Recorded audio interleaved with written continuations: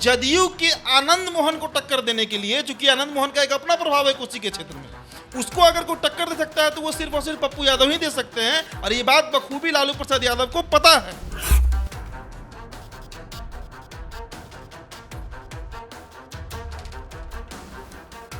अगर जदयू 2024 के लोकसभा चुनाव में 12-13 सीट जीत जा रही है और राजद मात्र 4 ही 5 सीट जीत पा रही है, तो आपको लगता है क्या कि 2025 में किसी भी स्थिति में जदयू जो है वो सीट देने को तैयार होगी तेजस्वी यादव को? तो मधेपुरा से सांसद जो हैं वो आपको जदयू से हैं, दिनेश चंद्र यादव। पूर्णिया से जो सांसद है संतोष कुशवाहा, जदयू से हैं। सुपौल से जो सांसद हैं दिलेश्वर कामत, जदयू से हैं। पूरा तो जदयू का ही उधर पकड़ हो गया है ना। तो आखिरकार कोई नेता तो चाहिए वहां पर राजद को ना, जो वहां पर मजबूत कर सके पार्टी को। कि पप्पू यादव को लालू प्रसाद यादव का जरूरत है, क्यों? खुद सांसद बनने के लिए, क्योंकि अकेले जो है वो पप्पू यादव नहीं जीत सकते हैं। 2019 में उन्होंने लड़के देख लिया और 2020 के विधानसभा चुनाव में भी वो लड़े तो तीसरे नंबर पे आ गए। और लालू प्रसाद यादव का स्ट्रैटेजी क्या है कि पप्पू यादव को अगर अभी से 8-10 महीने बाद जो चुनाव होंगे लोकसभा के 2024 का, उसमें अगर पप्पू यादव को हम सीमांचल का इलाका पकड़ा दें, पूर्णिया, कटिहार, मधेपुरा, सुपौल पकड़ा दें, तो वहां पर राजद का जो वोट तितर बितर हो रहा है उसको शायद ये नेता एकत्रित कर। सीमांचल पूरी तरह खिसक चुका है राजद के हाथ से। वो सीमांचल जहां पर एक समय मधेपुरा से लालू प्रसाद यादव कई बार सांसद रहे हैं, शरद यादव सांसद रहे हैं, वो मधेपुरा से आज राजद का ग्रिप 0 हो चुका। 2020 में अगर तेजस्वी यादव सीएम नहीं बन पाए तो सिर्फ और सिर्फ कारण सीमांचल बना, और उसी सीमांचल को मजबूत करने के लिए आज पप्पू यादव की जरूरत पड़ी है राजद को, ताकि 24 के लोकसभा में जीत मिल सके और 25 के विधानसभा में भी जीत मिल सके। सीमांचल का जो क्षेत्र है कोसी सीमांचल का, वहां पर आरजेडी का पकड़ जो 90 के दौर में होता था वो अब नगण्य है। मोहम्मद तस्लीमुद्दीन जो पूर्णिया के सांसद भी रहे, एक छत्र उनका राज चलता था किशनगंज पूर्णिया साइड में। अब आज के समय में अगर कोई बोले कि राजद का एक नेता बता दीजिए जो सीमांचल में दमदार हो, विजेंद्र यादव हैं, लेकिन विजेंद्र यादव कोई काम के अब नेता नहीं रहे, नेपथ्य में चलेंगे। दोस्तों, जाप सुप्रीमो पप्पू यादव की एक तस्वीर सामने आई है जिसमें वह लालू प्रसाद यादव से मुलाकात करते हुए नजर आ रहे हैं, और अब राजनीतिक गलियारों में गर्माहट शुरू हो गई है। इस तस्वीर को जो भी देख रहा है इस बात की चर्चा कर रहा है कि पप्पू यादव अब कहां से चुनाव लड़ेंगे। लालू प्रसाद यादव से उनको जोड़कर देखा जा रहा है, आरजेडी से जोड़कर देखा जा रहा है, महागठबंधन से जोड़कर देखा जा रहा है। मेरे साथ मेरे सहयोगी उदीप आर्यन मौजूद हैं। तस्वीरें आई हैं, वीडियो सामने आया है। बड़ा गर्मजोशी से पप्पू यादव जो है लालू प्रसाद यादव से मुलाकात कर रहे हैं। कभी पप्पू यादव उनके खिलाफ बोलते थे, वंशवाद राजनीति के खिलाफ बोलते थे, साथ ही साथ उनके नीतियों का विरोध करते थे। तस्वीर क्या कुछ कह रही है?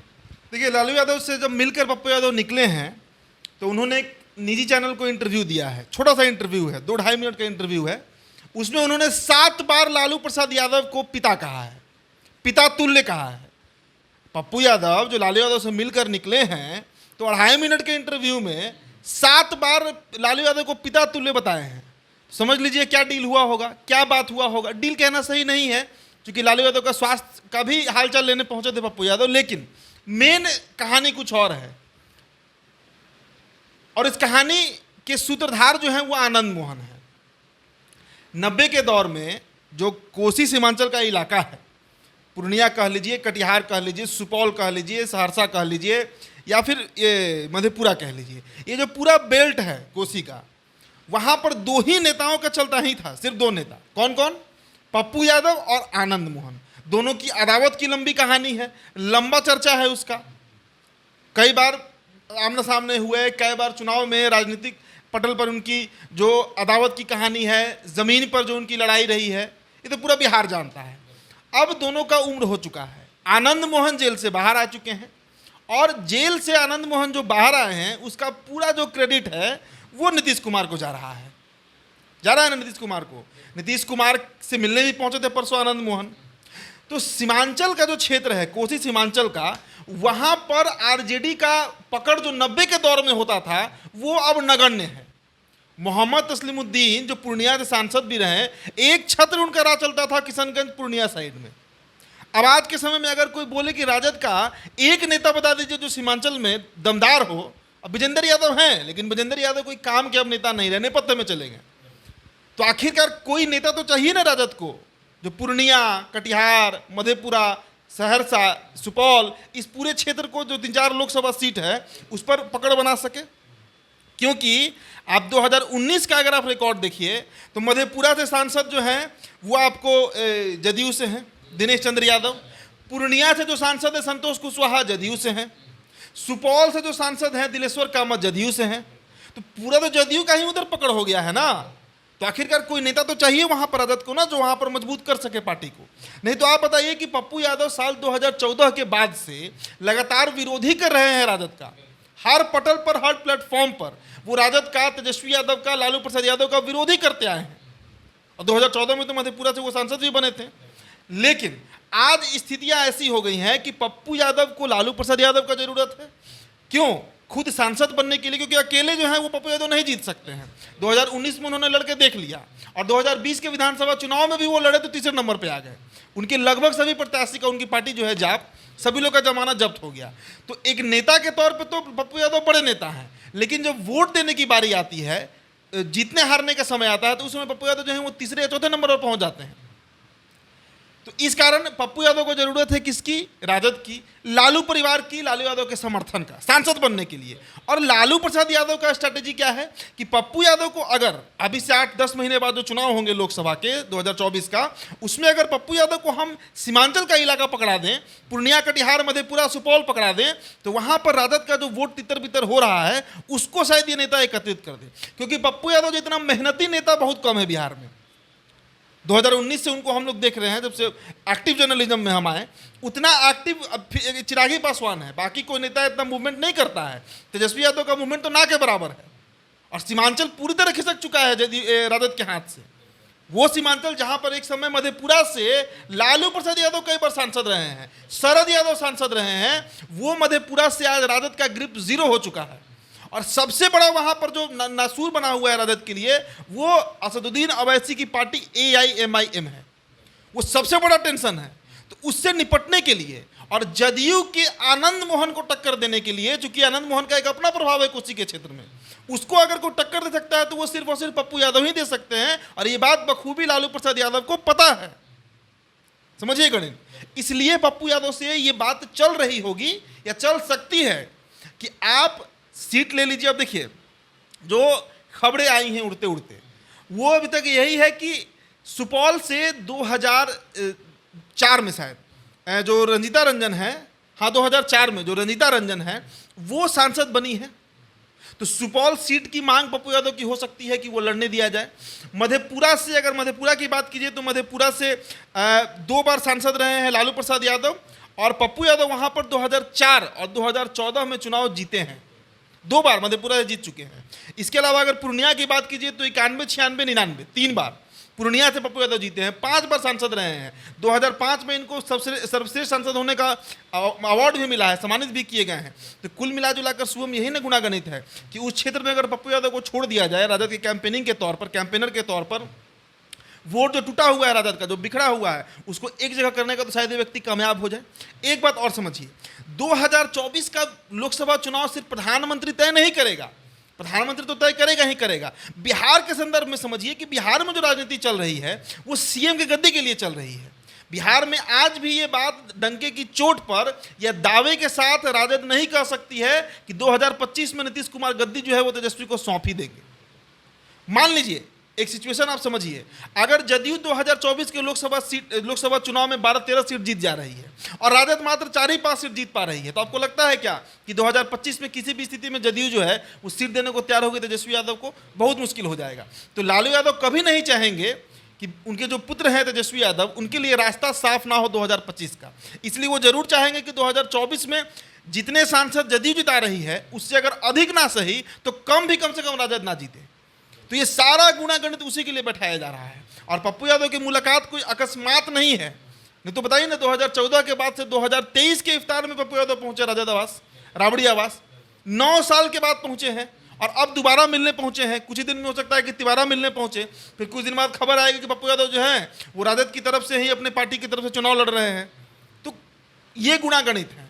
आनंद मोहन कि जेल से रिहा होने का सारा क्रेडिट गया नीतीश कुमार को। नीतीश कुमार के साथ अगर राजपूत वोट जुट जा रहा है और कोसी सीमांचल में जदयू की पकड़ भी है। 3 सांसद का मैंने नाम बता दिया, दिनेश चंद्र यादव मधेपुरा से हैं, पूर्णिया से संतोष कुशवाहा है और सुपौल से दिलेश्वर कामत है। तो वो पूरा क्षेत्र पे तो जदयू का ही दबदबा है। साथ ही साथ जो 4-5 सीट है वहां पर, कटिहार ले लीजिए, किशनगंज ले लीजिए, सुपौल ले लीजिए, मधेपुरा ले लीजिए, यही सीट तय करते हैं कि दिल्ली की गद्दी पर कौन बैठेगा और बिहार की गद्दी पर कौन बैठेगा। 3 दर्जन के आसपास विधानसभा सीट है और वो सभी सीटों पर राजद को बड़ा नुकसान 2020 में हुआ। 2020 में अगर तेजस्वी यादव सीएम नहीं बन पाए तो सिर्फ और सिर्फ कारण सीमांचल बना, और उसी सीमांचल को मजबूत करने के लिए आज पप्पू यादव की जरूरत पड़ी है राजद को, ताकि 24 के लोकसभा में जीत मिल सके और 25 के विधानसभा में भी जीत मिल सके। यही कुल गुणागणित है। क्या लगता है कि जो दिनेश चंद्र यादव हैं अभी मधेपुरा से सांसद, उनको जदयू उनकी कुर्बानी देगी जदयू और आरजेडी के? अगर सीट शेयरिंग होगा, अब तो जदयू और राजद साथ में है, ये अच्छा प्रश्न है। तो 3 एमपी एक ही क्षेत्र से हैं अगर देखा जाए तो, पूर्णिया, सुपौल और मधेपुरा। तो ऐसा थोड़ा ही है कि 3 का 3 सीट जो है वो जदयू को चला जाएगा, उसमें से 1 या 2 सीट राजद लेगी ही लेगी, ये पक्के तौर पर मानिए। राजद को अपना गढ़ बनाना है फिर से किशनगंज और वो जो सीमांचल का क्षेत्र है, तो वहां पर इस बार राजद जो है वो कम से कम 2 से 3 सीटों पर चुनाव लड़ेगी 2024 के लोकसभा चुनाव में, और चाहेगी कि वो सीट हम जीत भी जाएं। तो उसके लिए क्या करना होगा, जो नीतीश कुमार के सामने ये बात रखा जाएगा राजद के द्वारा कि भाई वो जो 4-5 सीट है वहाँ पर लोकसभा का, सब पे थोड़े आप लड़िएगा, कुछ सीट हमको देना होगा। कुछ सीट हमको इसलिए देना होगा कि हमारा भी अपना क्षेत्र रहा है, हमारा अपना जनाधार है, सीधा सा हिसाब किताब है।